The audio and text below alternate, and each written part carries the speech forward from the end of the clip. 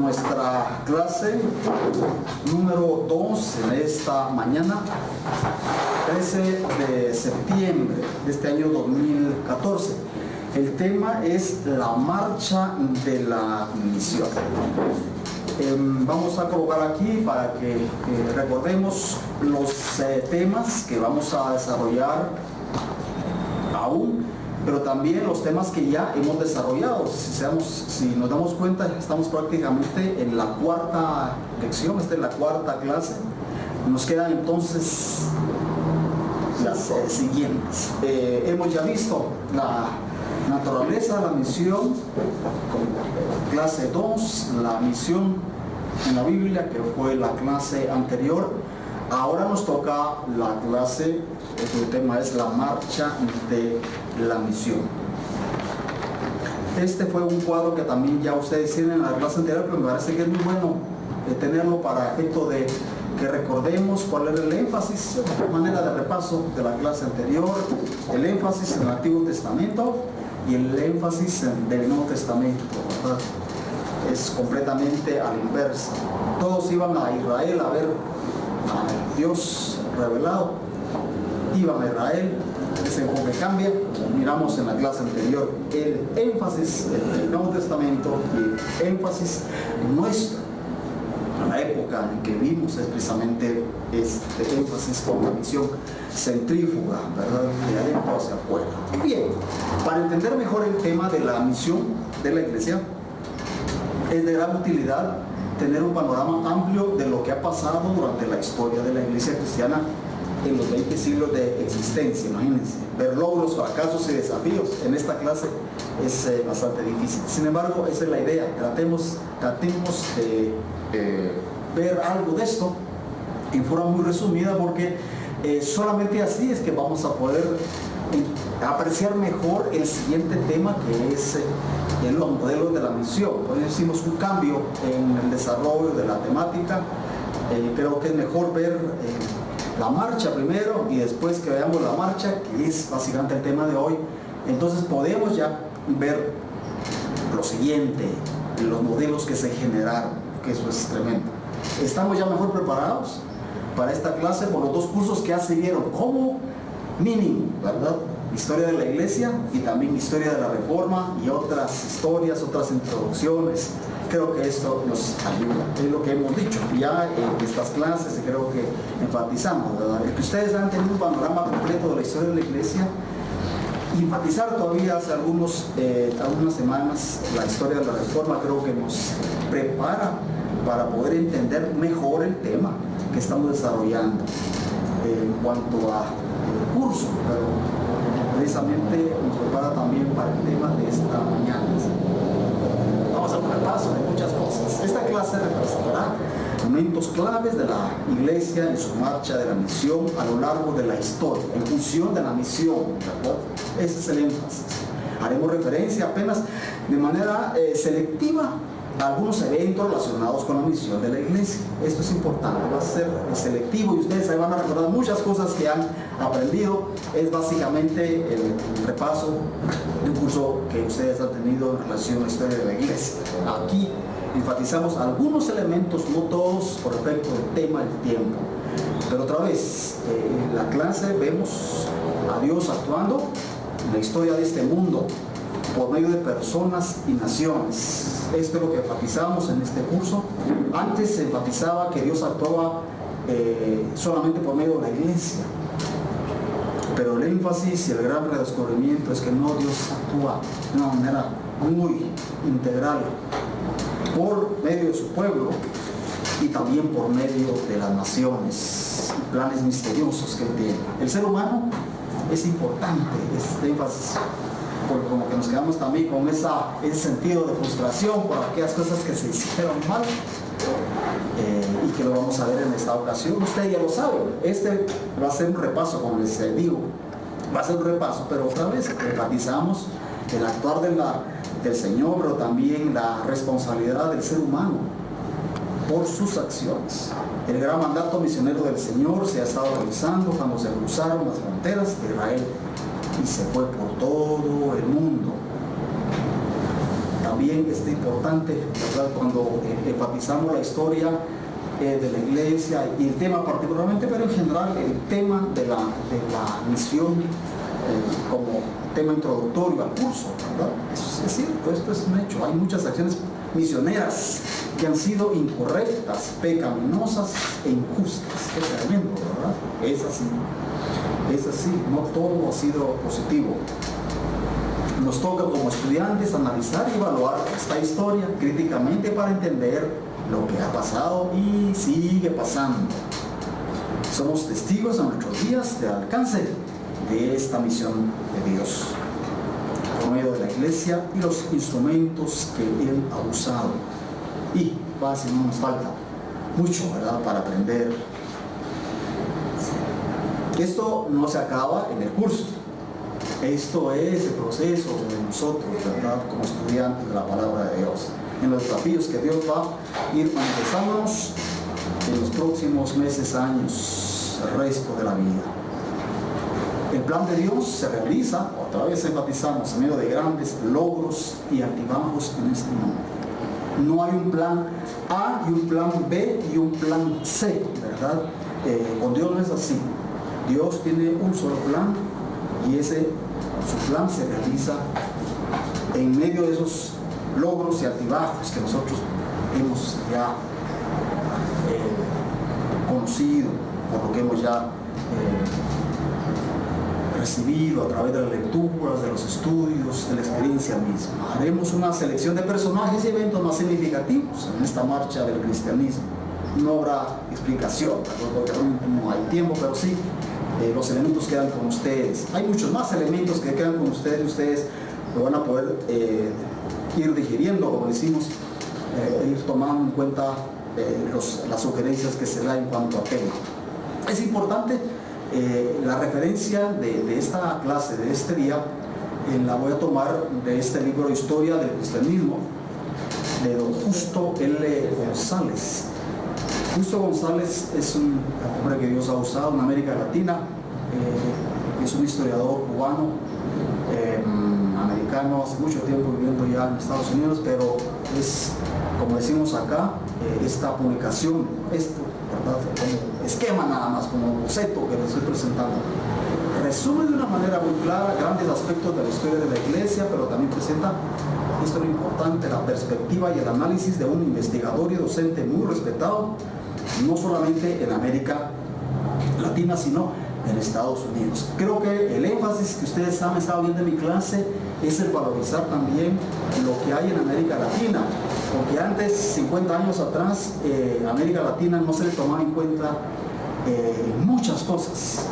Por los énfasis que ustedes van a ver en la próxima clase, y de hecho ya empiezan a amarrar en lo que estamos compartiendo en esta clase, pero en la próxima clase va a ser un poco dramático lo que ustedes y juntamente conmigo vamos a descubrir, porque esos modelos que nos llegaron son tremendamente nocivos, y parte de ellos es una forma de interpretar, de ver el mundo y también tratar de hacer misión en nombre de Dios, lo cual, como hemos dicho, hay muchos asuntos que creo que vamos a tener la capacidad de analizarlo de una mejor manera, pero creo que planteo esto porque creo que este hombre es un hombre que Dios dio a la historia en los ámbitos latinoamericanos, un maestro que ha sido de mucha bendición, él ha sido maestro de maestros.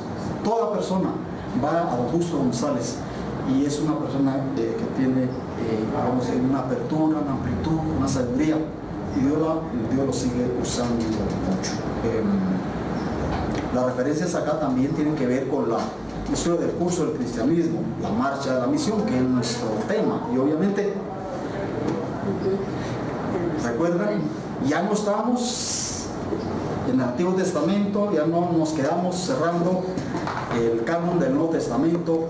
Bien, en la descripción de lo que fue el primer siglo tenemos aquí la iglesia en Jerusalén, la misión a los gentiles, los conflictos con el Estado, las persecuciones bajo Nerón y Domiciano, después otra gran persecución que se viene en el siglo II. En el siglo II, Ignacio de Antioquía, y también un hombre que Dios usó, pero también fue asesinado, comido por los leones, Policarpo.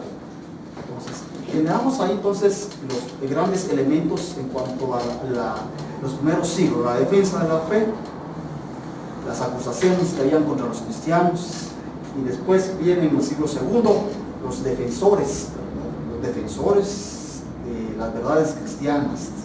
Sus argumentos también están claros. Ustedes pueden conocer toda esta información en internet incluso, pero aquí también enfatizamos el depósito de la fe en este siglo II, III, la historia de la iglesia, el canon, el credo apostólico se genera también en esta época primera de la iglesia primitiva, ¿verdad? Siglo III, tal como lo tenemos, el siglo ya IV. Los maestros de la iglesia también es un tiempo de la iglesia, y también hay persecución en el siglo III. Esta es la primera era y se llama la era de la gran era inicial. La segunda era se denomina, de acuerdo al esquema que justo nos sale, la era de los gigantes. Y en esta era de los gigantes, aquí ustedes, y aquí el pastor Eduardo en su clase ha enfatizado muchísimo esto también, el impacto de Constantino, ¿verdad? Aquí estamos hablando ya en la era de los gigantes, prácticamente los grandes bloques de la iglesia cristiana en el siglo IV, pero pasa algo en el siglo IV que fue lamentable, y Constantino tomó las decisiones que afectaron enormemente el trabajo misionero de la iglesia, y hasta el presente Constantino siendo atacado, cuestionado, y se lamentan muchos de esa actitud. Su actitud se pervirtió de alguna manera la razón de ser del mensaje cristiano. Claro, los hermanos allá en ese momento reaccionaron a esa situación, pero nosotros lo vemos retrospectivamente. Hay una teología oficial. El gran pecado de Constantino, recuerdan, hacer una sola religión oficial, la religión cristiana, y con esto cambia. Después de ser perseguidos, la iglesia llega a ser la iglesia oficial del imperio. Y hay historiadores como don Eusebio de Cesarea. Eusebio de Cesarea es uno de los primeros grandes historiadores cristianos, y decía que el reino de Dios había llegado con el cristianismo. Así lo planteaba, era parte de la teología oficial, y eso es lo que genera también procesos educativos y de influencia. Pero también ante eso hay reacciones monásticos, hay controversia arriana, ¿recuerdan? Eso no lo vamos a tocar, es sencillamente un recordar los grandes elementos que nos van a ubicar el tema de la misión en función de qué fue lo que fue aconteciendo. Hay reacciones a las controversias, y también Juliano el apóstol, también se ha hablado de este hombre en la clase de historia eclesiástica. Realmente un hombre que quiso volver a la cristiandad, al imperio, un imperio pagano, pero tuvo la oposición, por supuesto. Hay gigantes también, hay Atanasio de Alejandría, Ambrosio, Milán, Juan Crisóstomo, grandes personajes. Estamos hablando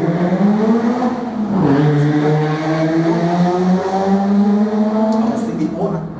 Jerónimo fue el gran traductor de la Vulgata. Agustín de Hipona, el gran teólogo de la edad antigua y media, punto de referencia incluso para Lutero en muchos sentidos. El fin de una era y el inicio de otra. En tercer lugar se enfatiza acá la era de las tinieblas. Esa era de las tinieblas la podemos ubicar cuando cae Roma, obviamente, siglo V, bajo el régimen de los bárbaros. Empieza un proceso, ¿verdad? Esa era de las tinieblas, los bárbaros toman control de muchas cosas. El papado, por supuesto, inicia.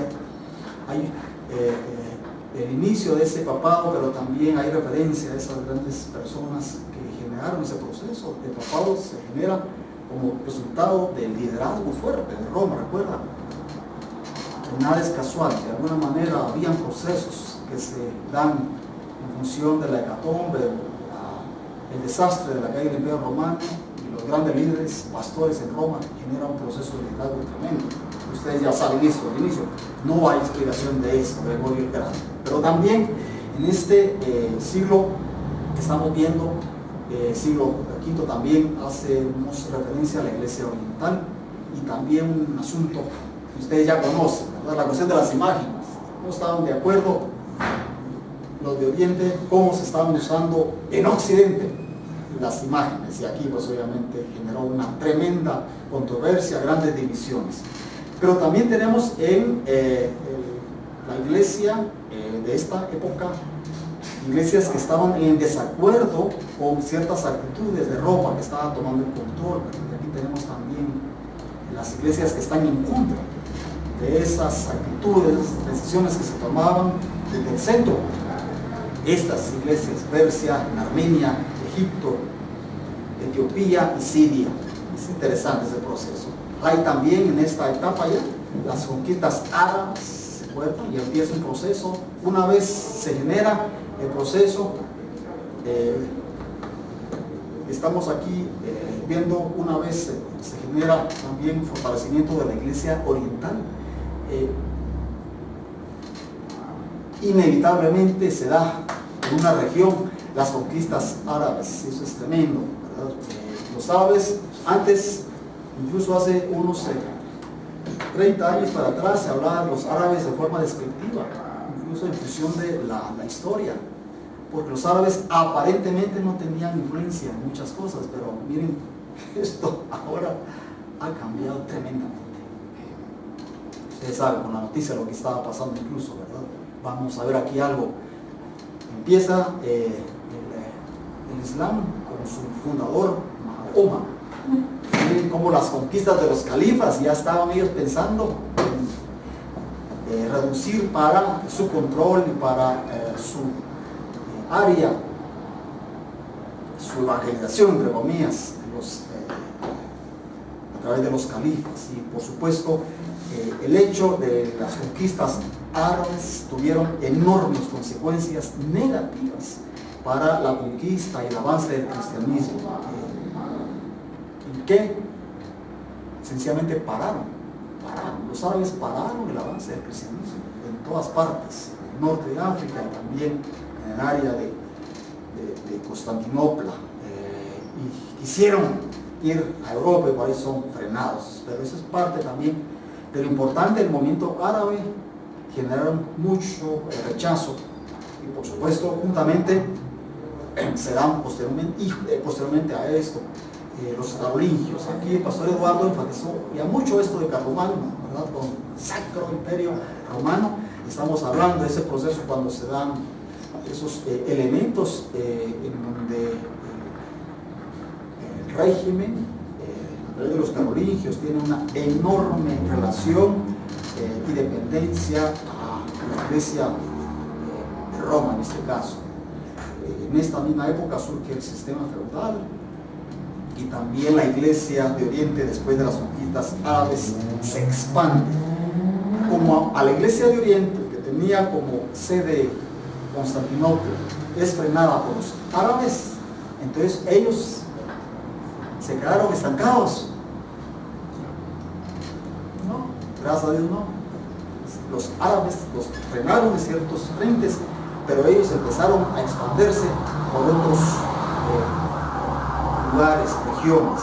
Por eso es importante que ustedes siempre vean en función de la misión, la expansión en medio de la oposición, aparentemente de la pérdida del vigor de algunas iglesias, siempre cuando había el poder de Dios operando en la vida de su pueblo, la expansión siguió, ¿verdad? Y por eso la iglesia de Oriente, que fue frenada por los árabes, continúan su expansión no en el norte de África, sino se van hacia el norte, en este caso lo que ahora se conoce como Europa oriental, por lo menos, ¿verdad?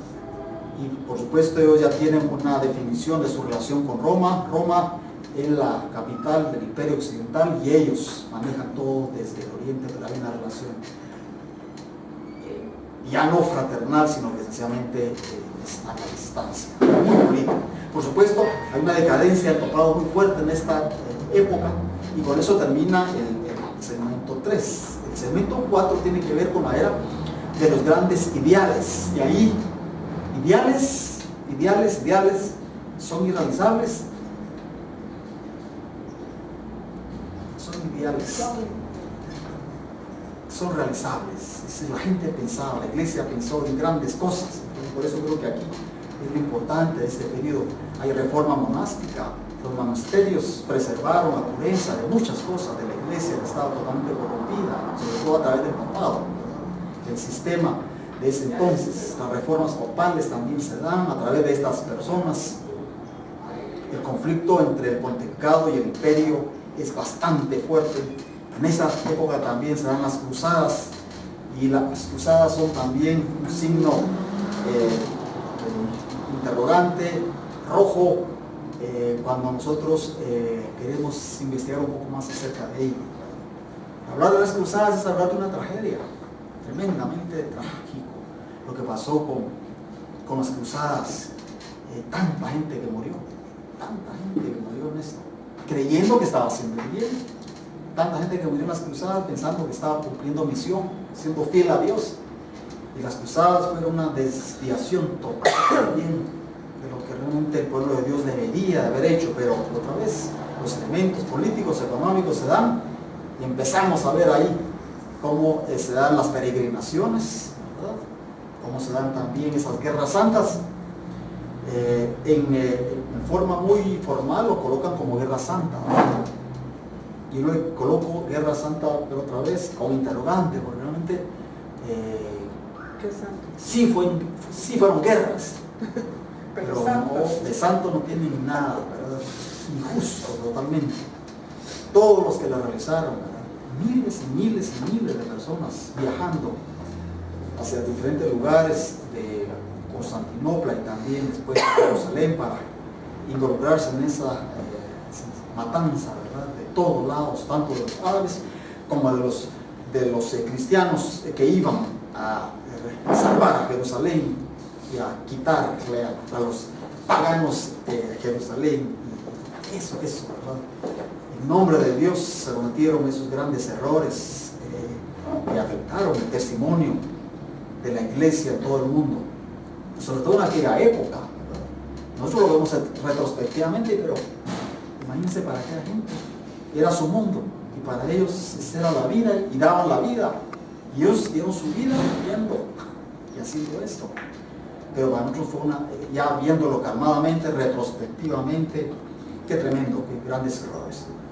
Por supuesto, en esta época también España busca retomar algunas cosas, y con eso se dan también otros momentos renovadores a nivel de España al interior.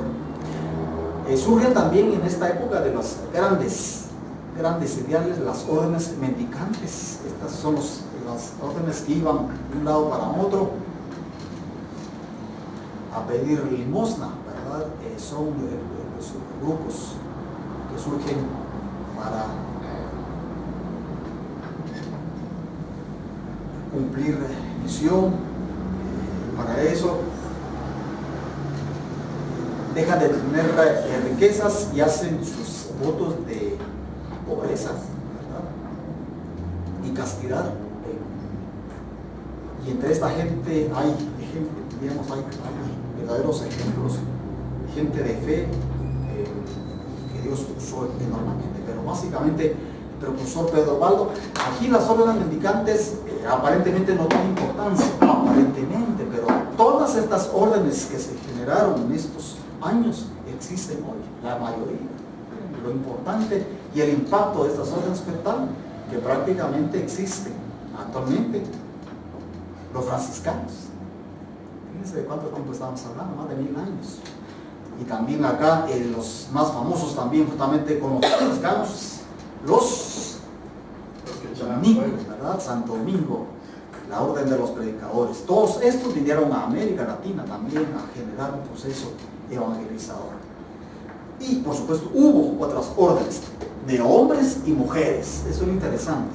En una época en donde a la mujer también se tenía totalmente en un apartado, pero eran también gente y mujeres que generaban procesos de renovación al interior de la Iglesia Católica. Hay mucha actividad teológica, las universidades, Aristóteles domina en su pensamiento, y también un gran teólogo católico, Santo Tomás de Aquino, genera prácticamente su grande pensamiento, y ese pensamiento que duró durante todo el resto de la Edad Media hasta que llega la Reforma llega también la gran renovación con el humanismo, renacimiento, pero prácticamente es importante esto, porque es época de grandes quilates, ¿verdad? De gente de gran valor también.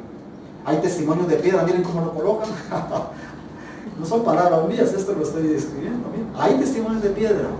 ¿Y qué estamos hablando? De arquitectura románica, el arte cristiano, el arte de Roma, y también la arquitectura gótica. El arte gótico refleja, ¿verdad?, el pensamiento, el sentimiento y la forma de percibir y adorar al Señor a través del arte. Todo lo que tiene que ver con esto, ¿verdad? La cumbre del papado con Inocencio III, tremendo Inocencio, y también con sus propios sucesores. En el quinto punto tocamos la era de los sueños frustrados. ¿Qué les llama la atención acá? ¿Qué quieren? ¿Hay frustración? Por supuesto, hay. Más en ciertas épocas que otras, pero aquí este escritor lo coloca así, la era de los sueños frustrados, y lo plantea como hay unas nuevas condiciones en Europa, por supuesto, que es tremendo. La peste en Europa generó millones y millones y millones de muertos. Fueron tan severas la merma que se cree que en ciertos momentos Europa iba a dejar de existir, porque la peste prácticamente diezmó países enteros. No se tenía vacuna, recuerden, en ese entonces no se tenían vacunas, entonces prácticamente la gente esencialmente tenía la peste, cualquiera que sea, y moría.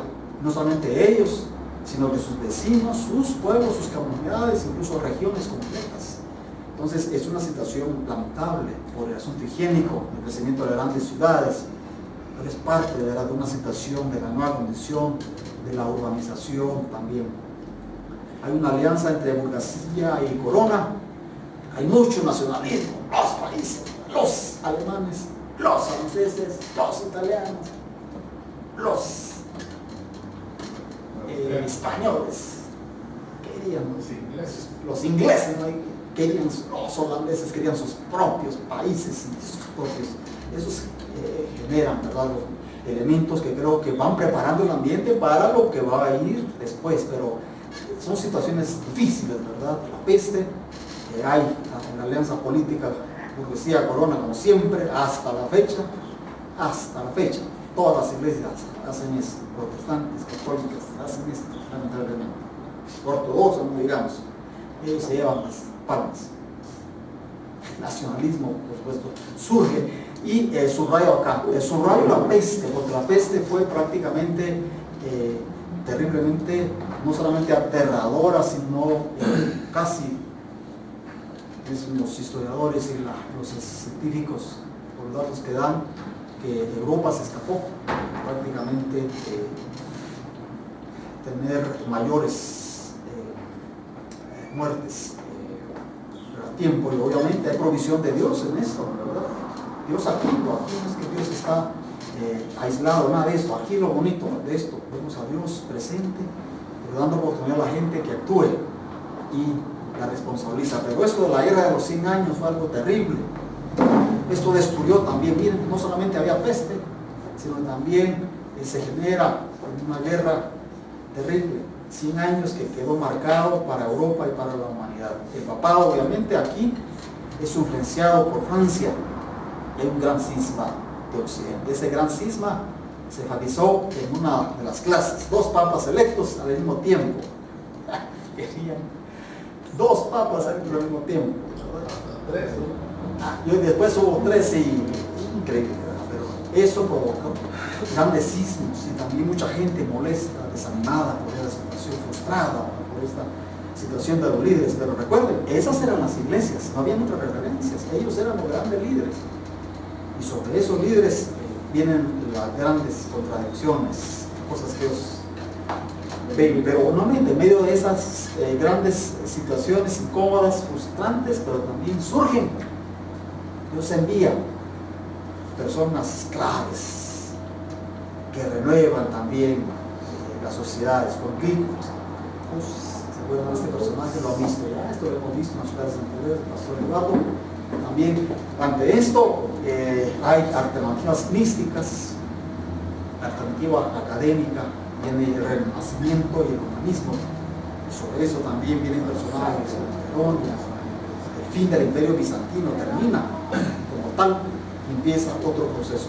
Pero mientras tanto, Roma continúa, eso es lo tremendo de esto, ¿verdad? Roma continúa. Mientras lo demás cae, Roma no solamente continúa, sino que se fortalece. Y eso es lo que hace sorprendente en la sección 6, la era de los reformadores. Con esto estamos más familiarizados nosotros. ¿Y qué estamos hablando acá? Bueno, Isabel la Católica, la recuerdan, Martín Lutero obviamente, el gran doctor Martín, con él el camino de la reforma. Aquí otra vez, no estoy cambiándolo, sencillamente tomo lo que él elabora en su esquema y por supuesto lo desarrolla en su propio libro, ¿verdad? Pero él le da un valor enorme y con mucho respeto. El entendimiento habla de Lutero y en su mismo libro habla de cosas muy importantes que dije cuando lo leía la primera vez. Este hombre le captó completamente, no siendo luterano, perfectamente los elementos que Lutero enfatizaba. Miren lo que él coloca, ¿no? La teología de Martín Lutero enfatiza el énfasis de la palabra de Dios, el conocimiento de Dios. No hay conocimiento aparte de la palabra, ¿verdad? Y Dios la revela. Ley y evangelio, distintivo del luteranismo, la iglesia y los sacramentos, obviamente. Entonces, así, las dos reinos. Esta es una característica de la enseñanza luterana, esos dos reinos. Pero también, juntamente con Lutero, viene en ese proceso otros reformadores, los anabaptistas. Ya, esto está calientito para ustedes. El pastor Bayo quiere hacer el examen otra vez. Juan Calvino, obviamente, ante la reforma en Gran Bretaña, el curso posterior del luteranismo. Miren cómo lo enfoca acá, creo que es muy importante esto. Para nosotros también hay una expansión. ¿Qué pasó con el luteranismo? Bueno, la expansión protestante, ustedes ya la han estudiado. Pero también aquí está la guerra de Esmalcalda, de Augsburgo, la derrota del emperador, el luteranismo en Escandinavia con ciertas características muy particulares hasta la fecha. Ellos tienen también un luteranismo muy fuerte. La reforma en los Países Bajos, el protestantismo en Francia, que no podemos decir que fue una cosa muy positiva, pero muy dolorosa. La reforma católica, por supuesto, ante la reforma protestante, los católicos, esto ya lo saben ustedes, sencillamente lo planteo aquí, es la numeración, pero creo que nos ayuda a repasar y a estar preparados para lo que viene en las próximas clases. La reforma católica, obviamente la polémica contra el protestantismo, surgen nuevas órdenes, hay un papado reformador que busca cambiarse las cosas, los desmanes, la corrupción, los abusos. Y obviamente viene el Concilio de Trento, y con el Concilio de Trento hay básicamente el inicio para la renovación dentro del interior de la iglesia, lo que se llama el humanismo español, y también se habla de esa edad búlgara. En el punto 7 se habla de la era de los conquistadores. Aquí ya nos vamos acercando al mundo que más conocemos, ¿verdad? Está más cercano a nosotros. Obviamente viene América, el descubrimiento de América, la gran empresa colombina, Cristóbal Colón, prácticamente ahí es tan importante todo esto. Y creo que aquí en el libro se enfatiza lo importante ya que es para la historia de nosotros como latinoamericanos, estos elementos, y él los va a estar planteando. Creo que muy bueno para que tengamos esos elementos de refresco para nuestra propia comprensión. Obviamente justifican la empresa entre comillas, ¿verdad?, de la conquista con bulas papales, y también hay valientes que protestan ante esos abusos por el trato al indígena, ¿verdad? Y Fray Bartolomé es un campeón en ese sentido. Bueno, tenemos que leer un poco de Bartolomé, de veras agradecer esas reacciones que él tuvo como un creyente, un sacerdote católico. La serpiente emplumada, ¿a qué les va esto dirigiendo? Esa es la ideología teológica de los indígenas, ¿sí? Ese es un personaje que aparece en todas las culturas, aztecas, mayas. Acá va ya a México.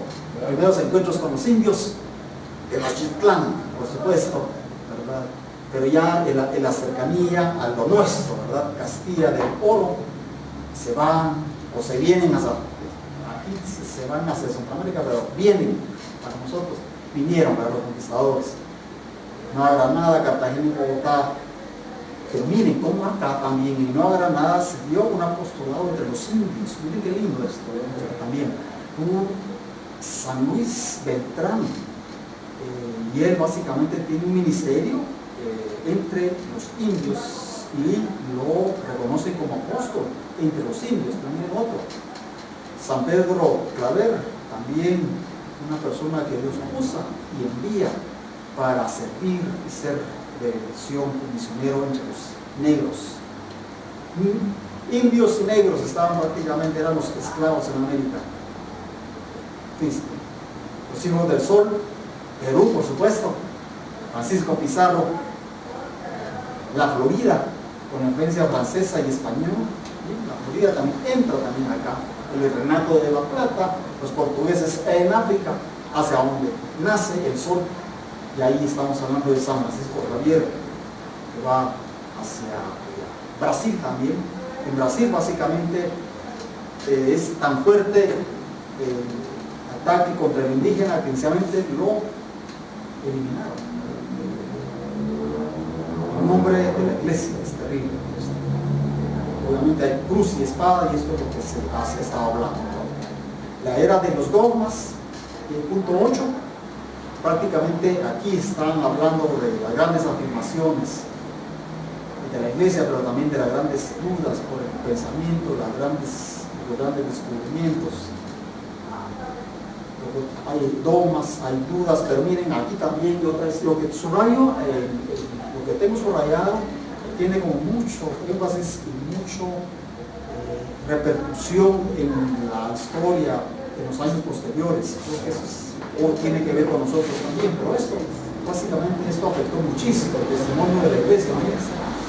Las iglesias peleando por 30 años, ya lo saben, esto ya en la historia de la misma. La revolución puritana, los ortodoxos empiezan a elaborar sus doctrinas, los luteranos por supuesto, los reformados empiezan a generarse opciones, pensamientos ante los descubrimientos y también ante los dogmas. Mucha gente no quería dogmas, pero sí quería nuevas opciones. El racionalismo, pero también algunos dijeron, no es suficiente esto, vamos entonces hacia lo espiritualista y es una opción. Ante las dudas y los dogmas también hay opciones pietistas, de cómo se plantea, interesante. Los pietistas generaron un movimiento también de una opción geográfica. No estaban de acuerdo ante estos dogmas, ante esta forma de enseñar la palabra, la doctrina en las iglesias, y muchos vieron entonces también como una opción geográfica venirse a Norteamérica, y por eso empiezan las grandes emigraciones. Eso es interesantísimo. Y en Norteamérica se genera también, cuando empiezan ya a estabilizarse y a tener grandes ciudades, el gran avivamiento. Y con eso cerramos la octava sección. La novena sección se denomina la era de los nuevos horizontes. Y aquí es más contemporáneo para nosotros. Estos elementos acá nos van a ayudar por lo que vamos a estar ya enfatizando en la próxima clase. Pero miren, aquí en América ya hay horizontes políticos. Otra vez, el tema es la era de los nuevos horizontes, y en esa definición de nuevos horizontes se van armando ciertos procesos muy interesantes, que eran eminentemente políticos, eran religiosos, eran económicos, no solamente en Estados Unidos, pero muy concretamente el autor enfatiza que se miraba para muchas personas el horizonte político, el ir allá. Por eso hay tantas inmigraciones, y en esas grandes inmigraciones se da también un segundo gran avivamiento. Estos grandes avivamientos se dieron en medio de grandes predicaciones, grandes conversiones, grandes predicadores que Dios usó. Es parte de la iglesia, el elemento que se dio en Estados Unidos. Aquí también se habla de este destino manifiesto. El destino manifiesto es algo que se da al interior de los Estados Unidos, y ellos se consideran una nación seleccionada por Dios para cumplir su misión en el mundo. Entonces es un complejo que los americanos tienen hasta el presente, porque eso los marcó, y marcó también a la iglesia, y marcó a los gobiernos, y por eso están siendo muy atacados, porque creo que es un abuso, ¿verdad?, la forma en que ellos entendieron eso. Pero no solamente lo entendieron así, sino que a través de este complejo, con destino manifiesto de que eran la nación seleccionada especial por Dios para evangelizar el mundo y cambiar el mundo, generaron las grandes estrategias misioneras a otras partes, no solamente a América Latina, sino que al mundo entero. Entonces esos elementos creo que son importantes por lo que vamos a estar viendo en la próxima clase. La cuestión de la esclavitud, obviamente, terrible, ¿verdad? Esclavitud en Estados Unidos hasta el presente. Bien, hasta el presente es un problema. Si esos problemas no se daban solamente en aquel entonces, hasta el momento, el gringo, los estadounidenses tienen un tremendo problema del racismo, ¿verdad? Y esto generó obviamente su guerra civil. Pero en Estados Unidos se dieron nuevas religiones. Los mormones surgen ahí, los adventistas surgen ahí, los testigos de Jehová surgen acá, y otros, todos estos surgen, y son, digamos, unas sectas que se han estado fortaleciendo con el transcurso de los siglos, pero realmente es algo muy lamentable. Obviamente, juntamente con el horizonte político, en Estados Unidos también hay horizontes políticos en Europa, y se definen muchas cosas. La Revolución Francesa, la nueva Europa, con esto prácticamente se abre horizontes en América Latina, no solamente en Norteamérica, sino también hay horizontes en Europa, como mismo, pero también, eso es lo bonito del contenido de este libro, se abren horizontes políticos en América Latina. Las nuevas naciones, hay nuevas naciones, Guatemala, estamos celebrando el 15 de septiembre, la creación de un nuevo, eso es parte de esas nuevas naciones. Con la independencia de España se dan nuevas naciones. Centroamérica, lástima que no fuimos una sola nación, nos partieron hasta Belice, lo partieron. A que si hubiera sido una nación sola en Centroamérica, creo que los horizontes hubieran sido más positivos que los actuales. Pero surgen en América Latina nuevas naciones, como Guatemala, por supuesto. Y la iglesia y las nuevas naciones. Aquí la iglesia también se ve como un campo de misión hacia las nuevas naciones que surgen. Hay horizontes intelectuales. En este periodo la teología protestante se va fortaleciendo. Es muy fuerte, pero muy liberal. Esa es una teología protestante que se da más en Europa y en Estados Unidos. Pero también hay horizontes intelectuales, y los católicos también van fortaleciendo su pensamiento. Hay horizontes geográficos, el siglo del colonialismo. Miren, Asia también hay acá, se expande la labor. Aquí estamos hablando de esos horizontes que se van expandiendo, misioneros hacia otros países, ¿verdad? Y aquí eso se expande a Asia, eso es lo único. Y a Asia, los grandes misioneros o los pequeños misioneros, como queramos llamar, van a la India, van al Asia sudoriental, van a la China. China es clave, pero eso también, no solo por la importancia actual, sino también por la cantidad de personas, ¿verdad? Lo lindo que es ese país, lo desconocido que ha sido China.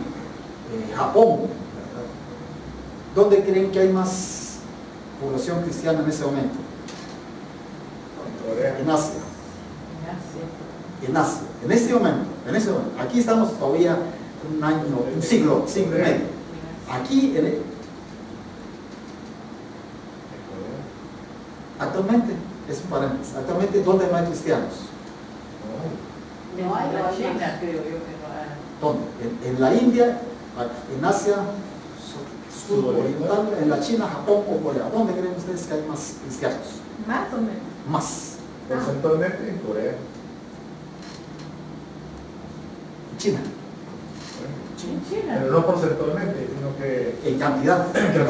Sí, cantidad. son 1.300 Eso fue el gran descubrimiento. Todos pensaron que en China con la revolución, de nuevo, se cerraron puertas, obviamente se cerraron puertas, pero la iglesia creció a través del trabajo de las iglesias en hogares. Y eso se fue redescubriendo y fue una tremenda sorpresa saber que la iglesia en China es una iglesia muy fuerte, claro, con ciertas limitaciones, pero creció muchísimo. Pero es parte, ¿verdad?, de cómo estos misioneros fueron allá y Dios usa a las personas de una manera sorprendente en las épocas de cuando decidimos servirlo. Por supuesto, hay horizontes para Oceanía, y en Oceanía también hay trabajo misionero, particularmente en Filipinas, en Indonesia, en Australia, en Nueva Zelanda, y aquí van grandes emigraciones y misioneros también cristianos. Pero les quiero decir acá, actualmente la mayor población, digamos, es Filipinas. En Asia actualmente es en Filipinas, ¿verdad? Pero en Indonesia lo subrayo porque aquí se dio un trabajo de misioneros alemanes, ¿verdad?, luteranos. Y es interesante. Y actualmente Indonesia es un país que tiene mucha población en relación a otros países de Asia. Y holandeses ahí en Indonesia también. Interesantísimo. Eso es lo lindo, ¿verdad?, cómo Dios usa a las personas. Pero también hay horizontes geográficos que se llaman África y el Tíbet y el mundo musulmán. Y también a lo que nos interesa a nosotros, los horizontes geográficos. Cómo esto ya nos va ligando al gran tema que vamos a estar desarrollando, la inmigración. En América Latina vienen las grandes inmigraciones porque están huyendo de Europa. Entonces vienen unas buenas inmigraciones, sobre todo a los países del sur. A centro y el norte no se dio mucho, lamentablemente, pero esos inmigrantes eran cristianos muy genuinos y se van a Brasil, a Argentina, a Chile y otros países fuertes ahí, crecen bastante. Muchos de esos obviamente luteranos en fuertísimas cantidades. Y ahí se enfatiza en América Latina las misiones, por eso los estoy subrayando, porque eso va a ser elementos también que vamos a tomar ya en cuanto a los modelos que se crearon para los sismas, obviamente, en América Latina y los horizontes económicos. La era inconclusa, que es la que estamos viviendo actualmente, pues miren esto, es interesante, hay una nueva situación. La era inconclusa es la era todavía que estamos viendo nosotros en este siglo XXI, ¿verdad? Hay un cristianismo oriental, cristianismo bizantino. El cristianismo oriental es importante. En el cristianismo oriental es la iglesia ortodoxa, ¿verdad? Y aquí se está hablando del cristianismo, así lo plantea el autor, el cristianismo bizantino, pero también lo separa de la iglesia rusa. La iglesia rusa es muy fuerte, actualmente es muy fuerte. Es una iglesia estatal, muy diferente a otras iglesias, y también hay otras iglesias orientales. Entonces, el cristianismo oriental creció, y nosotros somos parte del cristianismo oriental, pensando en América, pero el cristianismo oriental creció también bastante con la iglesia ortodoxa, y ahí es cuando estamos viendo hasta hoy una situación de tremendo desafío. Obviamente el catolicismo romano que se generó el Concilio Vaticano II, y eso produjo una revolución al interior de la iglesia. También los protestantes europeos, aquí, ¿qué pasa? ¿Qué pasa con los protestantes europeos después de los grandes cambios? Aquí estamos hablando ya, esta página última nos ubica en el siglo XX. ¿Qué pasó con la iglesia de Europa?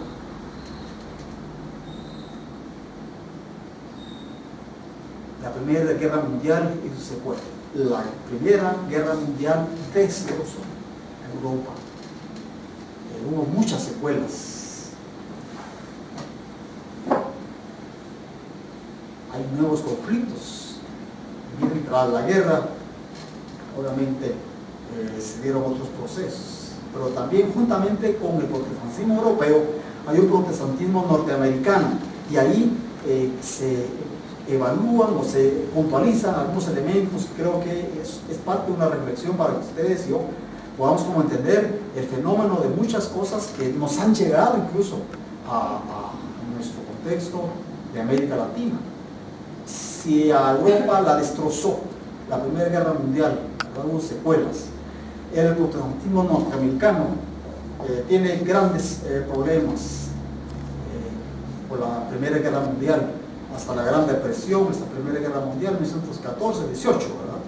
La Gran Depresión, ahí por los 1928, 30, los deprimió demasiado. La Gran Depresión y la Segunda Guerra Mundial están muy ligados. Después de la depresión, algunos dicen que se generó también provocada la Segunda Guerra Mundial para empezar a poner la maquinaria en marcha de guerra, tristemente. Entonces hay décadas de posguerra, y aquí pues estamos cerrando este punto último en pos de la unidad cristiana y desde el último de la tierra. En conclusión, aquí en función de nuestra clase, tanta información la podemos usar y nos desafía. El Espíritu de Dios ha obrado y sigue obrando en esta larga historia. ¿Ha seguido obrando el Señor? Sí. Como miembros de la Iglesia del Señor, ¿cuál está siendo mi función en esta marcha? Dejo las preguntas porque eso ustedes lo van a trabajar después. Y este tema nos preparará para el análisis de los modelos de la misión en la clase próxima. Gracias. Preparemos.